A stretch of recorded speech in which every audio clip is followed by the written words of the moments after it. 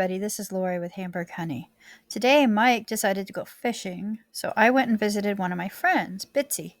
Bitsy and I met in band, old timers band. She played bass drum, and I played tenor sax and alto sax. Um, so she's 93 years old and has retired from our band, but she had let me know in band, she was telling me stories about her dad back in the 20s being a beekeeper, the 1920s, and because this is 2024. But her dad had been a beekeeper till he died in 1947. So I interviewed her and asking her questions about their methods of beekeeping back then. And I find that senior citizens really are a treasure trove. They're golden. They have the best stories to tell. And if you happen to find one that has any experience in beekeeping, talk to them. They want to talk about it. They want to tell you their story. And it's very good for you to hear those experiences because, it might be something you want to try with your bees if you're lucky enough to find somebody like Bitsy. So here's the video of the interview. Enjoy it and, try it yourself. Hey everybody, this is Lori with Hamburg Honey. I'm sitting here with my good friend Bitsy Ewan. Right? Bitsy and I met in band, and I have some questions for her. Her dad used to be a beekeeper a while ago. Bitsy, how old are you? I'm 93. 93. Okay. And my dad died when he was 65 in 1947. Wow. My brother did do some bees afterwards. Yeah, but he had them at Abbotsford and was not equipped. Yeah. So I've seen pictures of your dad's apiary. Mm-hmm. I noticed some of the bees' hives were on the ground. Yeah. Did your dad ever have to put up like an electric fence around them? No. Okay.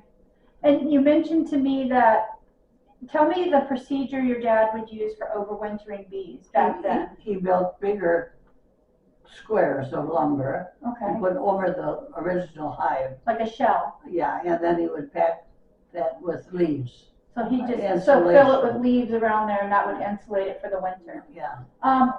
Did your dad feed the bees before winter? What did he feed them? Not before winter, but he would feed them probably in January.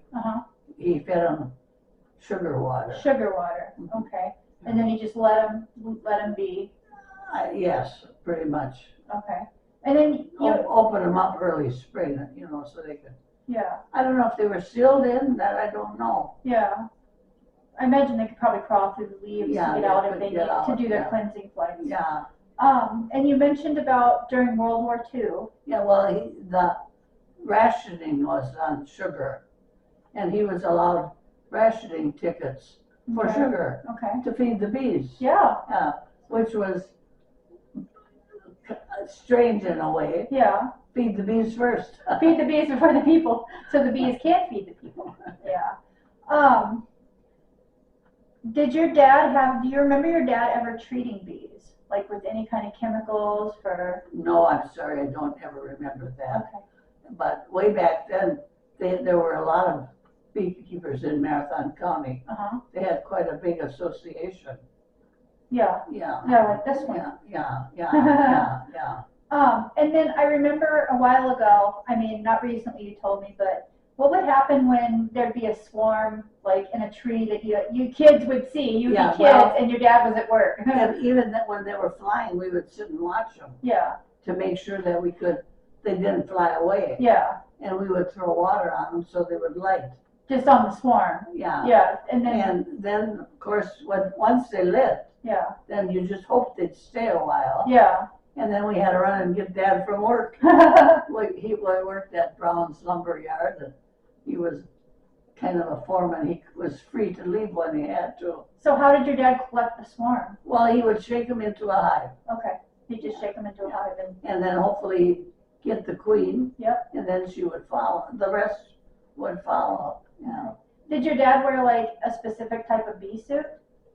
I don't remember any clothing. A veil? The hat and veil. The head covering. Okay. I don't remember any. Perhaps a special jacket that back then. Not a light shirt. Okay. That's all I remember is the bee mask. Yeah. Yeah. Let me think here.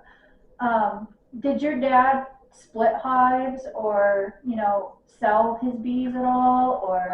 I don't remember him selling bees, but he had quite a good honey market. Yeah. People would come to the house and buy honey, and I don't remember if he took it somewhere else or not. That I don't remember. Yeah. But I remember we had lots of company always. Yeah. From the honey. Uh, Did your dad ever have anybody that he would teach beekeeping to? Did he ever mentor anybody? no, my brother took over after Dad died, Uh-huh. but he knew what I know, but Yeah. that was about it. Yeah. Huh. Yeah. Wow. Well, do you have anything else you can remember that you'd like to share about beekeeping with your dad? Well, that extracted honey was something I didn't exactly like. Oh, how did you extract honey? He had a barrel Okay. with 4 spaces for the frame. Yep. And then he would uncap it. Yep. And put them in there. And then somebody had to turn it. Yeah. Which was me.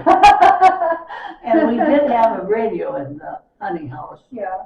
But of course, no TV back then. Yeah. And you were not to turn it too fast. Oh. Because you could wreck this honeycomb. Yeah. That had to stay for the next crop. year. Yeah. And that was a boring job. Yeah. Oh man. It is. It's tiring turning that crank, isn't it? Yeah. Yeah. And but you did it because you had to get. And then of course, where he cut the capping off, it was in a tank thing. Like a cappings tank? Yeah, Okay. and then it was warm Yeah. in there, and then the honey, a lot of it would run out into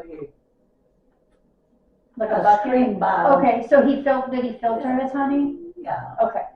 yeah. Did your dad ever use his wax for anything? Did he ever use beeswax? Well, during the war, During the war. it was valuable. Yeah. I don't know if it was for ammunition or what, but Yeah. it was. Well, yeah, they got a lot of money for the wax. Yeah. A lot of beekeepers, not a lot of them, but I have a friend in England or Wales. They make a wood polish with their beeswax. I've heard of them making shoe polish. You can make chapstick, all kinds of things with it. Yeah. I remember Mom melting it, but what she did with it, I don't really remember. Probably candle, I don't know. That part I don't remember.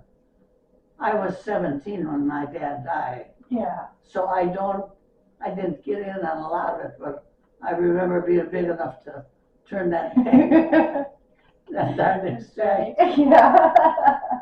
Oh, but you got to reap the rewards. Yeah. Of it. So.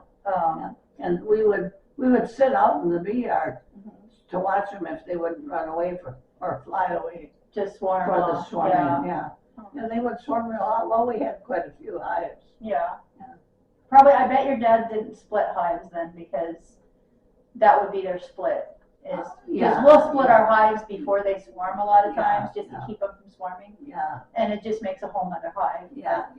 I don't remember any of that. Did your dad ever take the honey comb and make cut comb from it and sell it that way? Oh, he would sell. He had special little forms.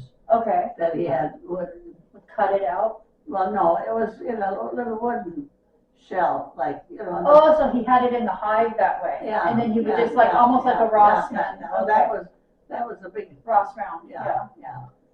They do have that today. Mike and I don't use that. We have frames that don't have wires in it, so we'll cut the whole thing out, and then Mike uses a knife and he sits and cuts it. Yeah. Sections. And that's the first thing we sell out of is our cut comb. So. Yeah. And of course, Dad was always real anxious. Like you mentioned, the basswood. Yep. The real light. Yep, the light colored honey. Would push that and then get it out of there. Yeah. Yep. Once the basswood's done, that way you know it's all basswood. Yeah. Did your dad when you were younger? I'm sure you might remember when your dad gave honey away. Were there any laws or rules as to how honey was bottled back then? No, No? not You as just bottle it up, no labels, no? the labels we had. You had labels, Oh, yes. okay. And my maiden name was Hopper Ditzel. That took a big label. Hopper Ditzel. Hopper Ditzel. That's your maiden name, Hopper Ditzel. Yeah, didn't I improve it? You made it easier to say. Yeah. Well, like I said, took a big label. Yeah. And he never went by any other name. Like he was John, but he never made. It wasn't never John's honey. It was Hopper Ditzel honey. Yeah. Yeah. Well, do you have anything else to add, or No, that you I can remember? Or? can't think of anything. Okay. Well, I appreciate your knowledge Oh. and your information. Oh. It's definitely a different culture today Well, with beekeeping, means but it always helps to look back at the past to see where it all started. You know. how much you can improve. Yeah. Well, not necessarily. Well, improve, but nobody sits and waits for no. bees to swarm. No. Maybe I could add this. You could take it out if you want. There was a lady in our neighborhood who just had this much of her both arms, just stubbles. Oh, so she her elbow, she was stubble. an amputee. She had been frozen as a child. Oh. Yeah, and she was in the neighborhood.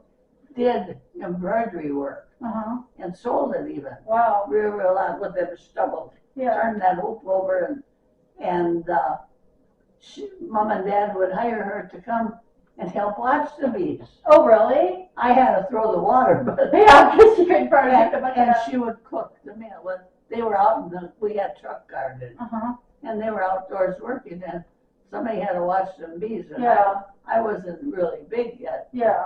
And she would come and cook our dinner. Only thing I had to do for dinner was peel potatoes. Oh. With them stubbles. Yeah. She couldn't peel potatoes. She couldn't peel the potatoes. No, she was a dear. But she would watch the bees too. Yeah, she wasn't afraid of them. No, well, we would sit down under the trees and just sit there and watch. Watch the Well, bees. she had her embroidery. Yeah. Oh, that'd be interesting to see. That's how I remember her with the bees. Yeah. And a dear, dear person. Yeah. Well, I appreciate this, and I'm sure everybody else will too. Be interested to hear how this, how beekeeping transpired in the past, and it's been great being friends with you. And we miss you in band. Well, I miss it too, but I couldn't possibly. Yeah. Well, my chair did help me. I stuck around a little longer that way, but. With your drumstick in one hand and your beer in the other. Yeah. So this is Lori with Hamburg Honey signing off. Get out and enjoy your bees.